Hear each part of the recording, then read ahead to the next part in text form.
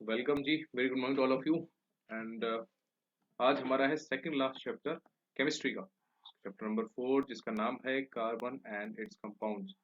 यानी कि हिंदी में बोलेंगे तो इसको कार्बन एवं इसके यौगिक। ठीक, चलो, ये हमारा सेकंड लास्ट है। इसके बाद हमारा एक चैप्टर और है, इसको मैं दो पार्ट में डिवाइड कर रहा हूँ क्योंकि अच्छा खासा लंबा चैप्टर है और ये अगेन इंपॉर्टेंट है। ठीक है, तो ये इसका रहने वाला है part 1।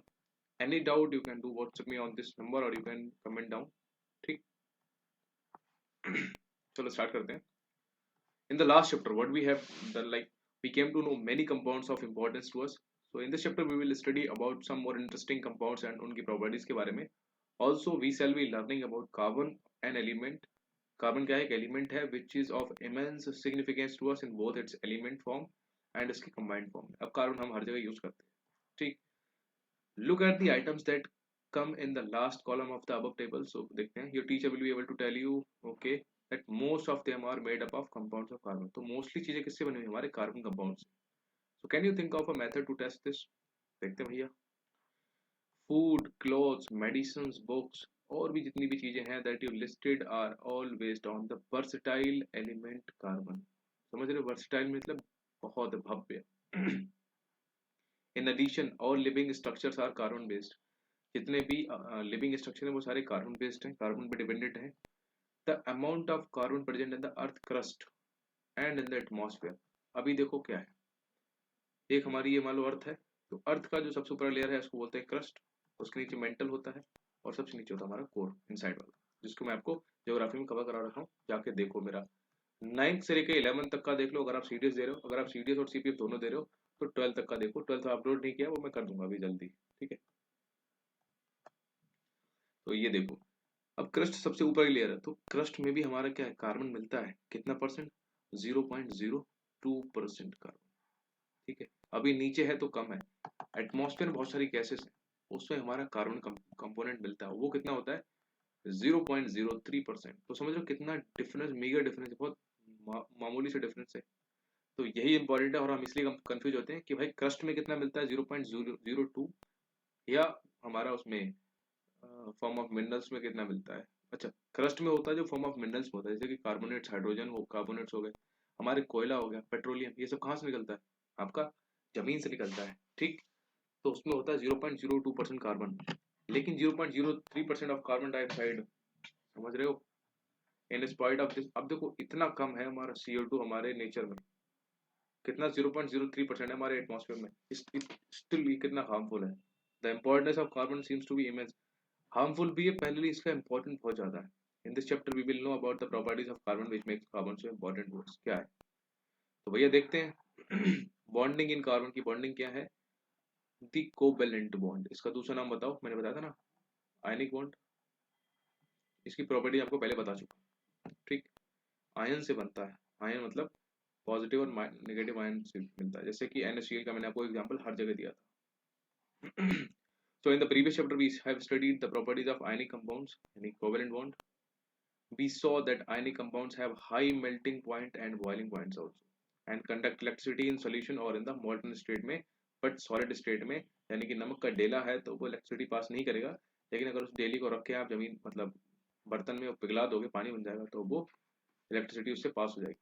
We also saw how the nature of bonding in ionic compounds explain these properties. तो भैया पढ़ते हैं इनके बारे में.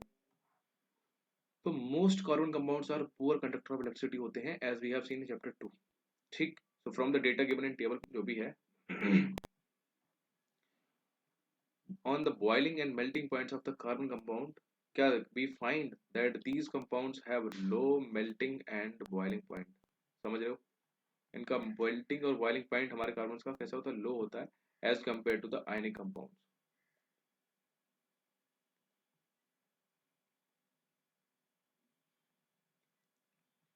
We can conclude that the force of attraction between the molecules are not very strong. इनके बीच में जो फोर्स ऑफ अट्रैक्शन होता है कार्बन कंपाउंड्स के, वो ज्यादा नहीं होता है. Since these compounds are largely non-conductors in electricity के, so we can conclude that the bonding in these compounds does not give rise to any ion. अब देखो इलेक्ट्रिसिटी कहाँ फ्लो होगी? जहां पर आयंस होंगे, पॉजिटिव नेगेटिव, तभी तो पॉजिटिव से नेगेटिव की तरफ इलेक्ट्रिसिटी फ्लो करेगी. ठीक है, कलेगी हो गया ना. यही होता है जब ज्यादा हम बोल दो.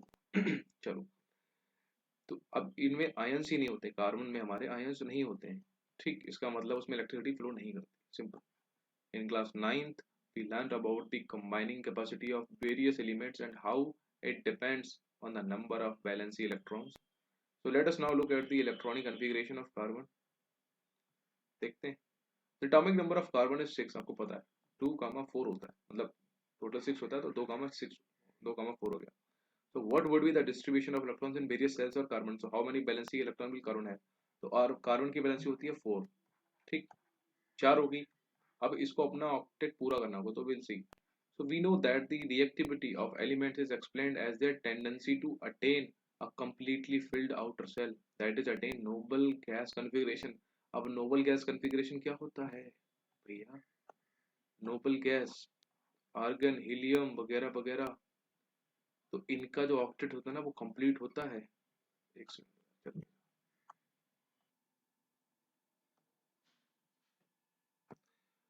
आपको नोबल गैस कन्फिग्रेशन आपको बता चुका हूं मैं, ठीक, यानी कि जिनका आउटर सेल फिल्ड होता है, जिनका नहीं होता है वो नोबल गैस में नहीं आती। तो नोबल गैस हमारी कौन कौन सी है? जैसे कि हमारी हीलियम होगी, ठीक, हीलियम हो गई, सॉरी,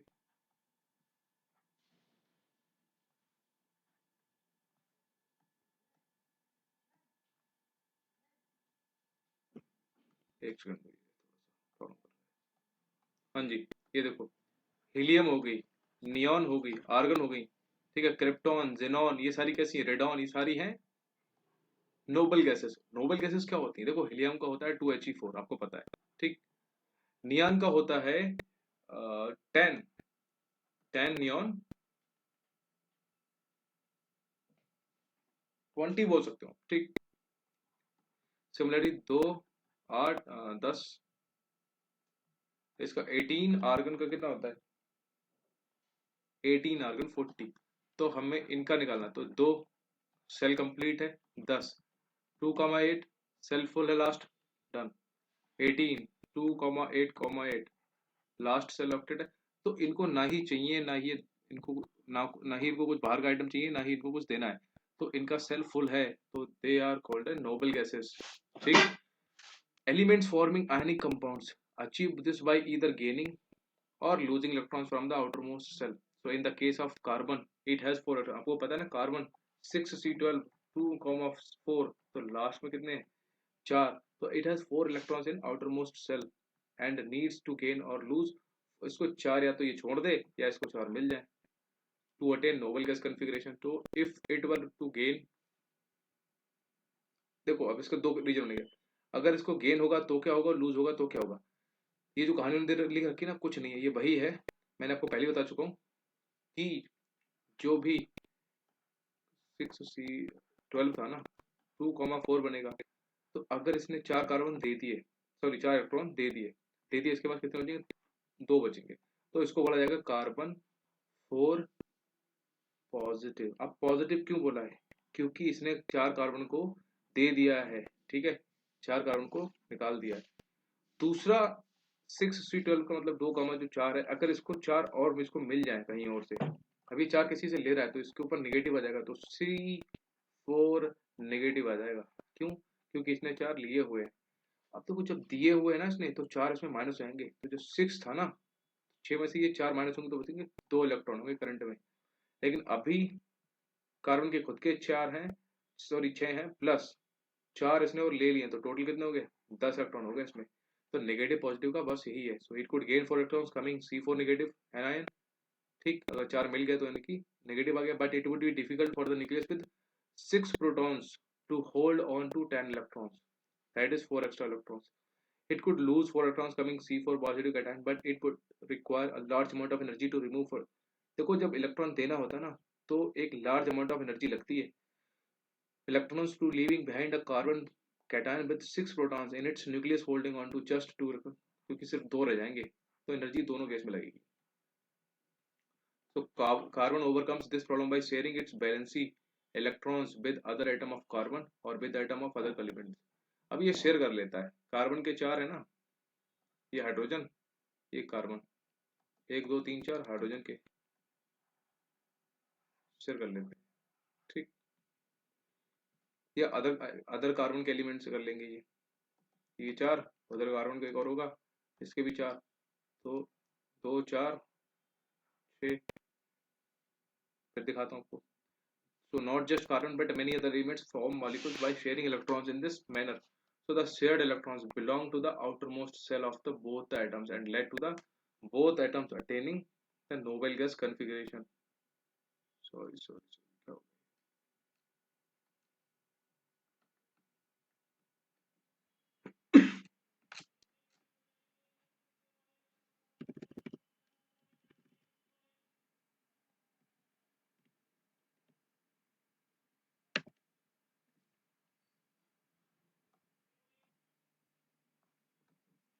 ठीक।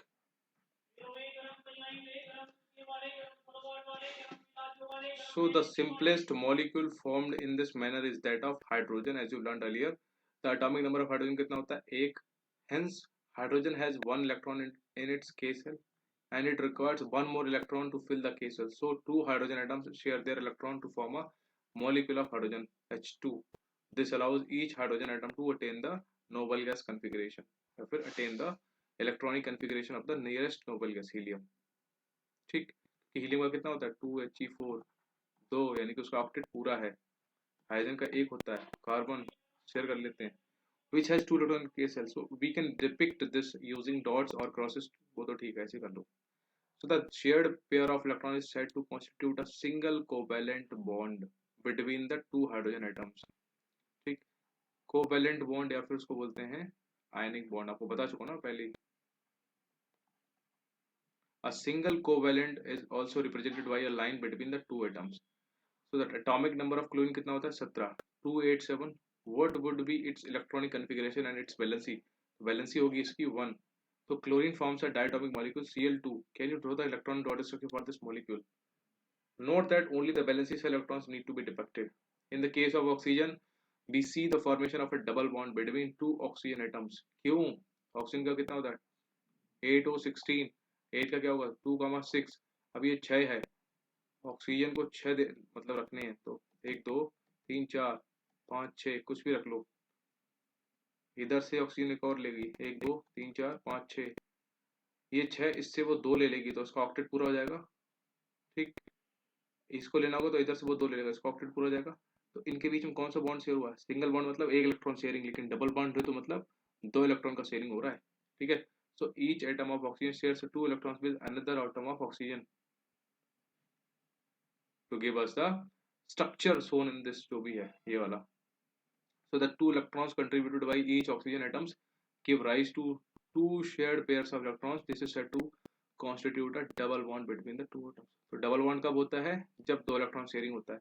जब 3 इलेक्ट्रॉन शेयर होगा तो ट्रिपल बॉन्ड आ जाएगा, जब 1 इलेक्ट्रॉन शेयर होगा तो सिंगल बॉन्ड आ जाएगा। ठीक, so can you now depict a molecule of water showing the nature of bonding between one oxygen atom and two hydrogen atom? Does the molecule have single bond और double bond जो भी है? What would happen in the case of diatomic molecule of nitrogen? Nitrogen has the atomic number 7, 2,5 होता है ना। अब आपको पता है एटॉमिक बैलेंस इसकी कितनी होगी? 8 - 5, बैलेंस हो जाएगी इसकी 3,5। तो भैया 5 या उससे ज्यादा है तो उसको 8 में से डिवाइड माइनस कर दो, तो 3 उसकी बैलेंस हो जाएगी। ठीक, तो in order to attain an octet each nitrogen atom in a molecule of nitrogen contribute करता है 3 electrons giving rise to 3 shared pairs of electrons. क्यों? इसको अभी 3 चाहिए होंगे क्योंकि 5 हैं इसके लास्ट, या तो 3 चाहिए होंगे ऑब्वियसली। तो this is said to consider a triple bond. क्यों? क्योंकि इसको 3 इलेक्ट्रॉन का शेयरिंग होगा। Electron dot structure of nitrogen and its triple bond can be depicted वगैरह वगैरह। अ मॉलिक्यूल ऑफ अमोनिया यानी कि NH3, 1 2 3 जो भी मान लो। नाइट्रोजन कितने होते हैं? 7, तो 5, 1 2 3 4 5। और molecule so can you draw the electron dot? ठीक है, let us now take a look at methane CH4, which is a compound of carbon. Methane is widely used as a fuel and is a major component of biogas. Very important, लिख लो भैया। Biogas and CNG का major component क्या है? उसमें methane होती है यानी कि CH4। ठीक, it is also one of the simplest compounds formed by carbon. Methane has the formula CH4. Hydrogen, as you know, has a valency of 1. Carbon is tetravalent. Very very important, लिख लो। Carbon की एक speciality है carbon tetravalent होता है because it has 4 valency electrons. Carbon 6 बताया ना, 6 C12, तो 2,4, तो 4 इसकी वैलेंसी है। तो कार्बन बिकॉज जिसकी 4 वैलेंसी हो ना उसको बोलते हैं tetravalent. In order to achieve noble gas configuration, carbon shares these electrons with 4 atoms of hydrogen. ठीक। So such bonds which are formed by the sharing of an electron pair between two atoms are known as covalent bonds. So covalent bonded molecules are seen to have strong bonds within the molecule, but intermolecular forces are weak. So this gives rise to the low melting and boiling point of these compounds. Since the electrons are shared between atoms and no charged particle are formed, such covalent bonds are generally poor conductors of electricity. समझ में आया कुछ नहीं? अरे यार ये बहुत है।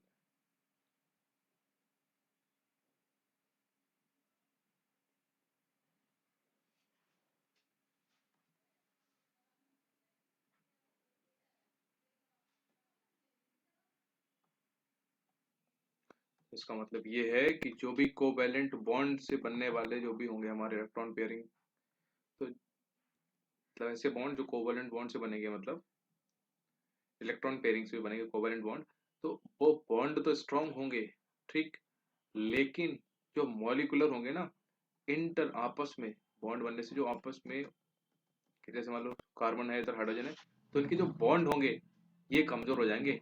और जब ये कमजोर होंगे तो इनके लिए हम कम हीट देके ही इनको मेल्ट भी कर सकते हैं, बॉयल भी कर सकते हैं, तो इनका मेल्टिंग और बॉइलिंग पॉइंट कम हो जाएगा इसलिए। ठीक।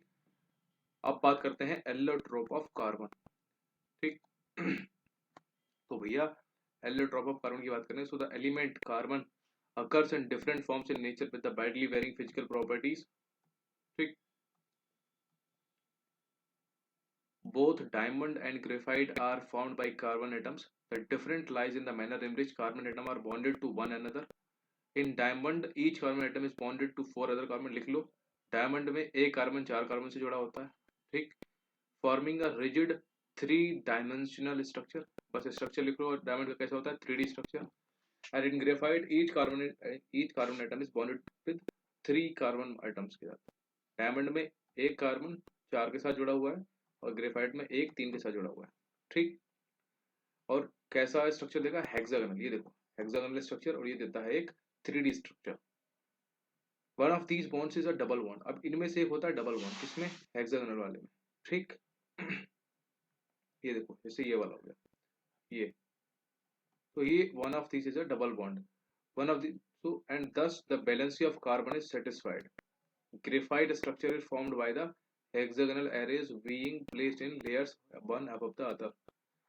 कार्बन के 3 यहाँ पे दे रखे हैं, डायमंड, ग्रेफाइट, और एक दिया है C60 कार्बन 60, जिसको बोलते हैं बकमिंस्टर फ्लोरीन, ठीक। These two different structure result in diamond and graphite having very different physical properties, even though उनकी chemical properties माना की सेम है, that is कार्बन सेम है। Diamond is the hardest substance known, जबकि graphite कैसा है, smooth और slippery है। ग्रेफाइट में इलेक्ट्रिसिटी का अच्छा कंडक्टर आपको पता ही है, unlike other non metals that is studied in the previous chapter. इसके साथ साथ diamonds can be synthesised by subjecting pure carbon to very high pressure and temperature. समझ रहे हो? These synthetic diamonds are small but are otherwise indistinguishable from natural diamond से separate दिखते हैं। So fullerene, तीसरा पार्ट का रखें कि fullerene from another class of carbon allotrope. The first one to be identified was carbon 60, which has carbon atoms arranged in the shape of football. तो बस ये ध्यान रख लो, जो हमारा fullerene है उसका कार्बन शेप कैसा है, फुटबॉल शेप है। Since this looked like the Gaudiosic dome designed by the US architect Buckminster Fuller, तो उनके नाम पे इसका नाम दे दिया है फ्लोरीन। खत्म। वर्सेटाइल नेचर ऑफ कार्बन की बात करते हैं।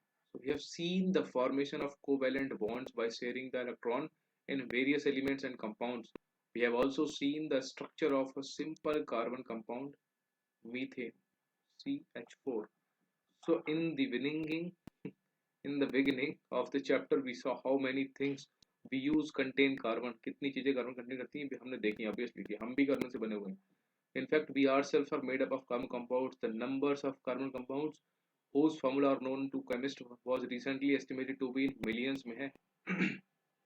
and this outnumbers by a large margin of the compounds formed by all the other elements put together.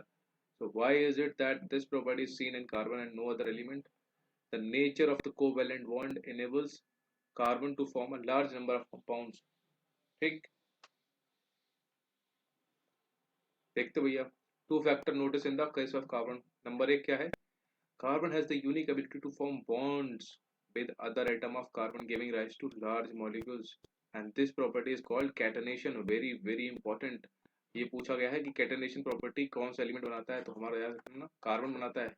Catenation होता है कार्बन का कार्बन के साथ मिलके, मतलब अदर आइटम के साथ मिलके मिलियंस में यौगिक बनाता है compounds. so these compounds may have long chains of carbon, branched chains of carbon, or even carbon atoms arranged in rings. समझ रहे हो? लॉन्ग चेन्स, ब्रांच्ड चेन्स, या फिर atom arranged in rings. In addition carbon atom may be linked by single, double और triple bond. आपको बता चुका हूँ. compounds of carbon which are linked by only single bond between the carbon atoms are called saturated compound. लिख लो. saturated कैसे होते हैं? Single bond से बने हुए. और अनसेचुरेटेड कैसे होते हैं? अनसेचुरेटेड कंपाउंड्स जिनमें इनके बीच में डबल या फिर ट्रिपल बॉन्ड का शेयरिंग हो. ठीक है.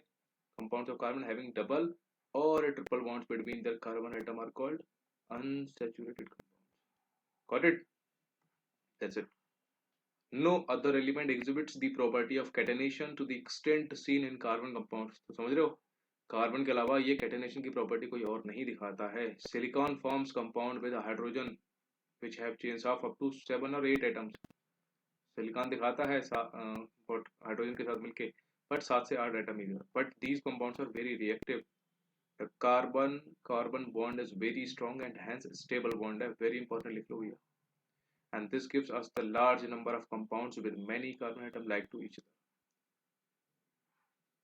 नंबर दूसरा कि भैया since carbon has a valency of 4, आपको पता है 2,4 की valency, so it is capable of bonding with 4 other atoms of carbon or atoms of some other monovalent element. या तो 4 कार्बन हो या फिर कोई भी और ऐसा हो जो इसके साथ बॉन्डिंग कर सके. So compounds of carbon are formed with oxygen के साथ मिल जाता है hydrogen, nitrogen, sulphur, chlorine and many other elements, giving rise to compounds with specific properties which depend करती हैं ऑन द एलिमेंट के other than carbon present the molecule. कहानी भी बताता हूँ आगे क्या बता रहा है. Again the bonds that carbon forms with most other elements are very strong. तो भैया कार्बन बॉन्ड वेरी स्ट्रॉन्ग है, making this compound exceptionally stable.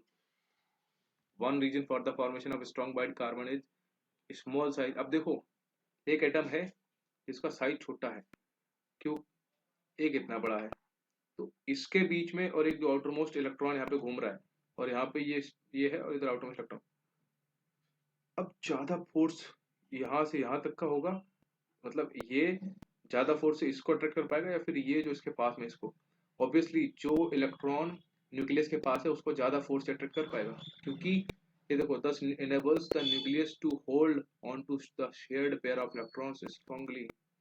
The bonds formed by elements having bigger atoms are much weaker. ये देखो इनका bigger atom है ना, उनका bond weak है, कमजोर बॉन्ड है. समझ गए? Let's talk about organic compounds यानी कि कार्बनिक यौगिक. The two characteristic feature is seen in carbon, that is tetravalency and catenation. ठीक है ना? Put together give rise to a large number of compounds. Many have the same non-carbon atom or group of atoms attached to different carbon chains. These compounds were initially extracted from natural substances, and it was thought that these carbon compounds or organic compounds could only be formed within a living system, and that is it was postulated that a vital force was necessary for their synthesis. तो Friedrich Wohler इन्होंने क्या किया था? Disprove किया था this in 1828 by preparing urea from ammonium cyanate. Very important लिख लो. Friedrich Wohler एक साइंटिस्ट हैं जिन्होंने यूरिया निकाली थी फ्रॉम अमोनियम साइनेट से. But carbon compound except for carbides, oxide और कार्बन कार्बोनेट एंड हाइड्रोजन. ठीक है. Continue be studied under organic chemistry. छोड़ो. Let's talk about saturated and unsaturated carbon compounds. तो सैचुरेटेड क्या है? Single bond. अनसैचुरेटेड क्या है? डबल या फिर ट्रिपल बॉन्ड. ठीक. कहानी है यहाँ पे between carbon hydrogen ethane with the formula, ethane का फार्मूला लिख लो C2H6। In order to arrive at the structure of simple carbon compound, the first step is to link the carbon atoms with a single bond।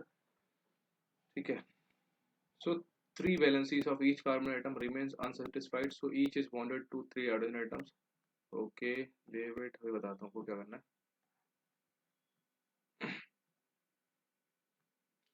Propane का formula लिख लो, propane होता है C3H8। अभी कैसे बनेगा मैं आपको बताता हूँ अभी, ठीक। However, another compound carbon hydrogen formula C2H4 is called ethene। हो गया, carbon carbon atoms link together with a single bond, बताइए आपको स्टेबल बॉन्ड है। We see that one valency per carbon atom remains unsatisfied। This can be satisfied only if there is a double bond between the two carbons। इन सब के बारे में भी पढ़ेंगे। The electron dot structure for ethane is given here, yet another compound of hydrogen and carbon has the formula C2H2 is called ethine। ये आ गया ना, आगे बताता हूँ आपको। Can you draw the electron dot structure for the ethine? ठीक है, हमने नोट, ठीक है ठीक है। अब देखो एक आप चीज नोट कर लो, मैं आपको इधर बताता हूँ। तीन चीजें हैं, एक है एल्केन,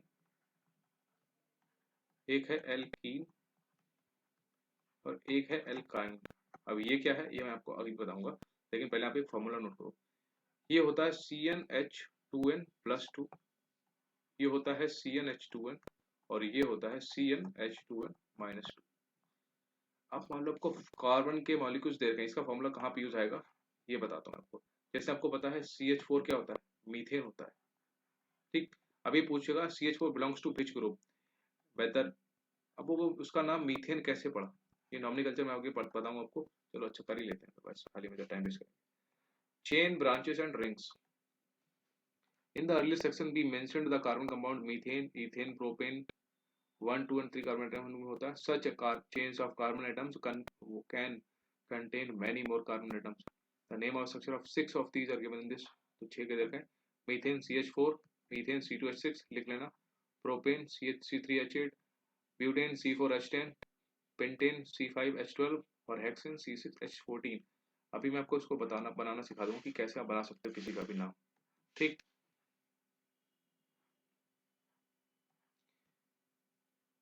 आपको वो तो पता ही है ना, मैंने बताया था आपको, नहीं बताया था कि एक को बोलते हैं मेथ, दो को बोलते हैं एथ, तीन को बोलते हैं, यहाँ पे भी एक होगा, दो होगा, तीन, चार, पाँच, छ, सात, आठ, नौ, 10। मेथ एथ, तीन को बोलते हैं प्रोप, चार को बोलते हैं ब्यूट, पांच को बोलते हैं पेंट, छह को बोलते हैं हेक्स, 7 को बोलते हैं हेप्ट, 8 को बोलते हैं ऑक्ट, इसको क्या बोलते हैं नॉन, और 10 को बोलते हैं डॉक डैक। ये क्या है, ये कुछ नहीं है। देखो कार्बन का अगर एक एटम है ना, अभी इस फॉर्मूला से निकाल सकते हो आप। जैसे कार्बन यहाँ पे दे रखा है, कार्बन का एक एटम है यहाँ पे, ठीक है, मतलब कुछ नहीं तो एक है, यहाँ पे 4 है। अब कार्बन का एक एटम आपको निकालना है, इसका नाम क्या है। तो कार्बन का एक एटम है, आपने रखा कार्बन 1। सी फॉर्मूला क्या था, CnH2n+2। C1 हो गया, n=1 आ गया। पहले वाला फॉर्मूला रखा तो क्या बन गया, n=1 तो 2 गुणा 1 बराबर 2 + 2 CH4। ये क्या बन जाएगा, ये हमारा बन जाएगा मीथेन। अब दूसरा फॉर्मूला है CnH2n। अब आप सेम रखो इसको, C1 कार्बन एक परमाणु n हो गया, H2 एकम 2 CH2, ये क्या बनेगा देखते हैं। एक है हमारा, फिर लास्ट फॉर्मूला है CnH2n-2, n=1 रखो, यहाँ पे 1 आ गया, 2 एकम 2 -0 यानी कि 0। CH0 पॉसिबल नहीं है ना ये स्ट्रक्चर, तो इसलिए ये गलत है। n का वैल्यू पॉसिबल वैल्यू है CH पहला n=1। अब अगर n=2 हो जाए तो रखो पहले फॉर्मूला में CnH2n+2, n=1 है तो C2, 2 दूनी 4 + 2 C2H6, क्या बन गया, कार्बन 2 को क्या बोलते हैं एथ, ठीक। और ये क्या है, ये फॉर्मूला में ये क्या था, ये एल्केन ग्रुप था ना, तो ये एथीन होगा या एथेन होगा, तो एन आ जाएगा इसका। अगर इसी फार्मूला n बराबर 2 को रखो दूसरे फार्मूला में, CnH2n, इसको क्या बोलते हैं, एल्कीन। तो अगर आप इसमें रखोगे तो n बराबर 2 है तो C2 2 दूनी H4, तो ये क्या बन जाएगा, ETHENE। क्यों, दो को क्या बोलते हैं, एथ बोलते हैं, और ये वाला फार्मूला क्या बोला, एल्कीन बोला, तो उसका इन आ जाएगा, तो एथीन आ जाएगा। ये देखो C2H4 क्या है, पॉसिबल नहीं है।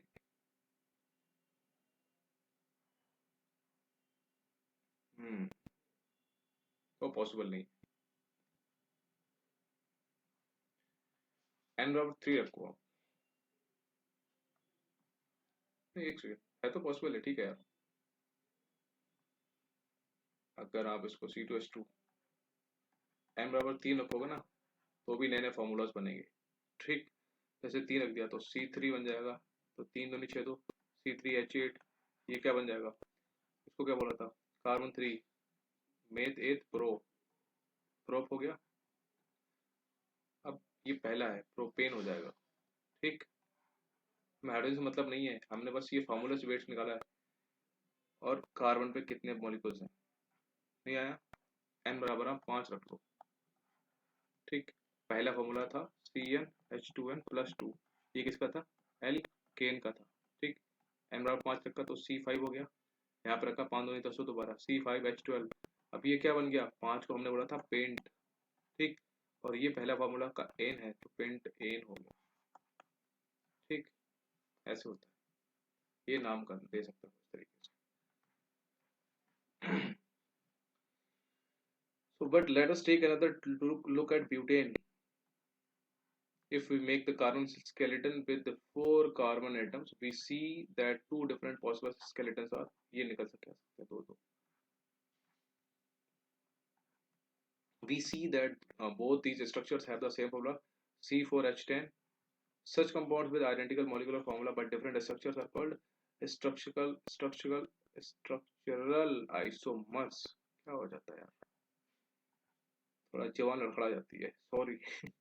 In addition to straight and branched carbon chains, some compounds have carbon atoms arranged in the form of ring, जैसे कि ये है। For example, cyclohexane has the formula C6H12।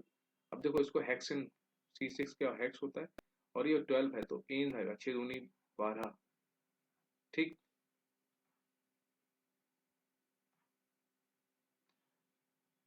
केनोरॉड और साइक्लोहेक्सेन स्ट्रेट चेन, ये बेंजीन का है, ठीक। बेंजीन का फॉर्मूला लिख लेना, ये है C6H6, बस। All these carbon compounds which contain only carbon and hydrogen called hydrocarbons. Among these, the saturated hydrocarbons are alkanes. The unsaturated hydrocarbons which contain one or more double bonds are called alkenes. Those containing one or triple bonds उनको बोलते हैं alkynes। तो समझ गए, alkane, मैंने आपको formula बता दिया, सॉरी नम वो बता दिए थे, हाँ, कि एल्केन कौन से होंगे, एल्कीन कौन से होंगे, अल्काइन कौन से होंगे, बट शायद नाम नहीं बताया, तो हाँ सॉरी। तो एल्केन हमेशा सिंगल बॉन्ड, ये हमेशा डबल बॉन्ड, और ये ट्रिपल बॉन्ड। वन या ट्रिपल, वन या ट्रिपल, वन या डबल, ये हमेशा सिंगल बॉन्ड। तो जहाँ हमेशा सिंगल बॉन्ड है वहाँ एल्केन आएगा, जहाँ सिंगल या डबल, मतलब अगर वहाँ पे डबल आ गया तो वहाँ पे आ जाएगा एल्कीन ग्रुप, और जहाँ पे ट्रिपल बॉन्ड आ गया तो वहाँ पे आएगा एल्काइन ग्रुप, ठीक। एक बॉन्ड आ सकता है, लेकिन एक बॉन्ड वाले बहुत सारे हैं, लेकिन एक ट्रिपल बॉन्ड आ गया तो वो एल्काइन ग्रुप में आ जाएगा, ऐसा है। Will you be my friend, देखो कौन बोल रहा है। Carbon seems to be very friendly element so far. We have been looking at compounds containing carbon and hydrogen only, but carbon also forms bonds with other elements such as halogen, oxygen, nitrogen, sulfur. So in a hydrocarbon chain, one or more hydrogens can be replaced by these elements such that the balance of carbon remains satisfied.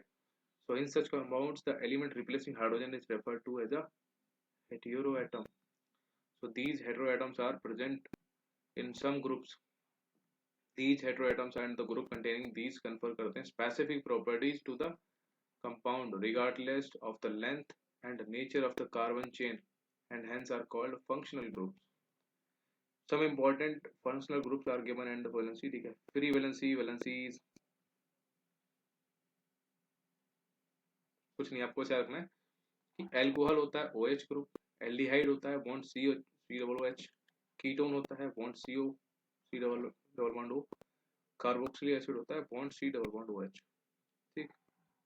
एक होता है homologous series, ये पढ़ लेते हैं, उसके बाद हम नॉमिनोकल्चर नेक्स्ट वाले पढ़ लेंगे, ठीक।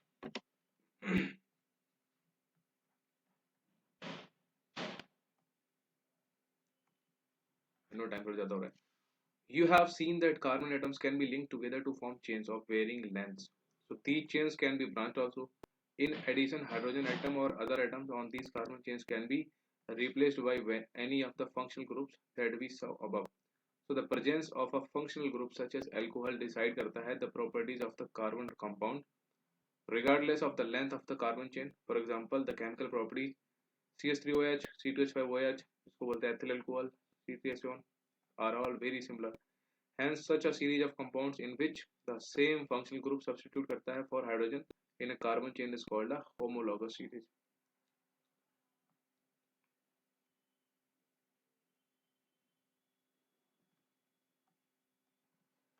ये बस ये कहना चाह रहा है कि कार्बन चेन का कोई ऐसा कंपाउंड जिसमें हमेशा अगर हाइड्रोजन का सब्स्टिट्यूट किया जा रहा है ना, तो फंक्शनल ग्रुप हमेशा सेम हो, जैसे कि ये देखो CH4 एंड C2H2, इसमें देखो CH4 यहाँ पे 2 हो गए, एक कार्बन हटा, इधर 4 थे इधर 6 हो गए, तो 2 हाइड्रोजन, तो CH2 यूनिट हमेशा डिफर कर रही है, सेम है सर, CH2 यूनिट डिफर कर रही है। So what is the difference between the next pair propane and butane C4H10, so वगैरह वगैरह देखा। Similarly, take the homologous series for alkenes.